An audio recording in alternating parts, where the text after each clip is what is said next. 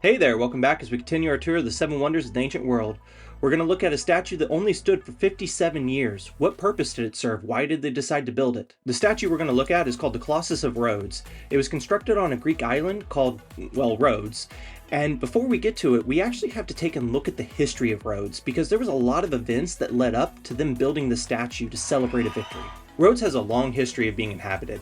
It dates all the way back to the Neolithic for the first settlers. It's the largest island in the Dodecanese archipelago, and its proximity to Crete, where the Minoan civilization started, and its location in the Mediterranean made it a very important place, not only for the people that lived there, but for the people that wanted to conquer it. The first signs of the island's true potential that we have come from the site of Trianda. Sometime during the 16th century BCE, Trianda started to become a large trading partner throughout the Mediterranean. And we can see this through the archaeological record. We see that they had a large trading network. They started to even share a lot of characteristics with the Minoans. We see this through the architecture, through their frescoes, through the pottery that they shared, and even a language that is yet to be deciphered, Linear A. Sometime during the 14th century BCE, we actually start to see this cycle that Rhodes will go through, of being conquered, getting freedom, being conquered, getting freedom, so on and so on.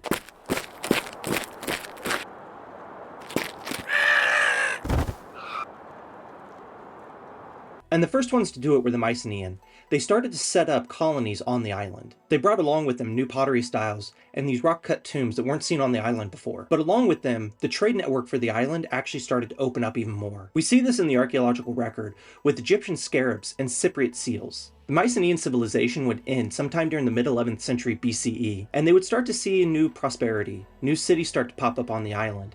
But then about 490 BCE, the Persians take over. But then later that same century, they would join the Delian League, also known as the Athenian League. The Athenian League was founded in 478 BCE, and at its height had 300 city-states all underneath the alliance. The problem is that Athens kinda got power drunk, and they started to demand more and more control, and along with that, more and more tribute. So when the Peloponnesian War broke out in 431 BCE, Rhodes sided with Sparta, but even their loyalty to Sparta was short-lived. In 395, they decided to throw Sparta out in favor of democracy. But even that was short-lived, because then they joined the Second Athenian Confederacy sometime around 378 BCE. In 357 BCE, the Stratocaria decided he was going to garrison his troops on the island. But not too long after that, Alexander the Great took over the island. During this time of Macedonian rule, they actually experienced another golden age. This was due in large part to the 5 harbors the island has and its location in the Mediterranean. We've now come to the point in their history where we find out why they celebrated a victory by building the Colossus of Rhodes. In 305 BCE, Demetrius I of Macedon put the island under siege for a whole year. He was known for his siege tactics,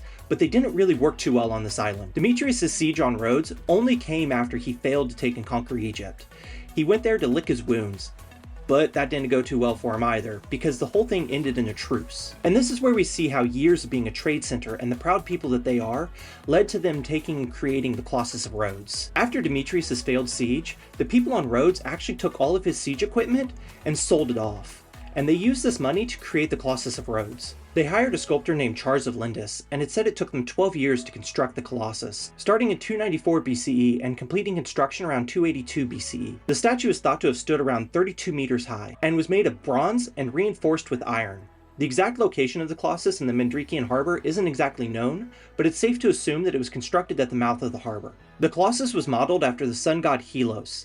Helos was considered the island's patron god. In Greek mythology, the nymph Rhodos is said to have given birth to Helos' 7 sons. As such, 3 of the main cities on the island were named after the suns. And every 5 years, the island hosted the Panhellenic Games. These were in honor of the sun god Helos. And then every single year, they would actually sacrifice 4 horses and a chariot to the sea.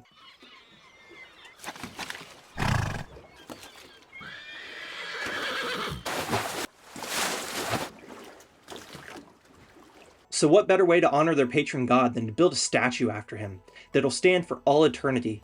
Or so they thought. Because Rhodes can't seem to have anything nice, the statue only stood for 57 years. Sometime around 225 or 226 BCE, an earthquake knocked the statue over. But instead of rebuilding it or propping the statue back up, they just left it lying in place. It wasn't until 654 CE that anything actually happened to the statue, but it wasn't done by the people of Rhodes themselves, but instead it was done by the Arabian forces that conquered the island in 654. They chopped up the statue and they sold it off for scraps. It said it took 900 camel loads just to get all of the scraps from the statue. The Colossus of Rhodes has been depicted in many different ways throughout history, but it wasn't until the medieval that people started to think it straddled the mouth of the harbor. This is actually impossible.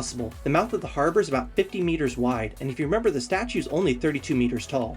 so this would have made for a very awkward looking statue. So it's unclear how he would have been posed. The sun god Helios is often depicted in a chariot with horses dragging the sun behind him through the sky. But it's believed that the Colossus actually depicted him standing with his pointed crown of sunbeams and one hand shading his eyes. We base this idea off the silver coins that are found. There's also a relief that depicts the sun god standing like this. Whatever the Colossus looked like or where it was located in the city doesn't really matter. The statue stood for such a short amount of time, but made such a lasting impact on us. A wonder is something that is supposed to be built by man and have this must-go-see factor to it. And even though the statue fell after 57 years and then laid in ruins, we still talk about it to this day. It still captivates our imagination. I want to thank you all for watching, and I want to thank the patrons.